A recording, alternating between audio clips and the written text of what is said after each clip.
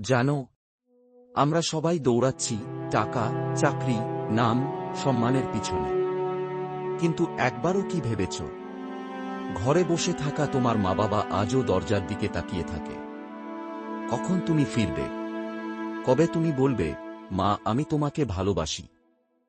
আমরা জীবনে হাজারো মানুষকে সময় দিই, কিন্তু যারা আমাদের জন্য রাত জেগেছে, ক্ষুধার্ত থেকেছে, কষ্ট সহ্য করেছে, তাদের জন্য সময় দিই না। একদিন হয়তো ফিরে দেখবে, সেই চেয়ারটা খালি, সেই কণ্ঠটা চিরতরে থেমে গেছে।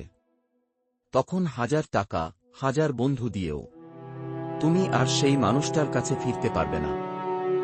যদি আজই পারো, মাকে, বাবাকে একটা ফোন দাও, বলো তোমাকে ছাড়া আমি কিছুই না।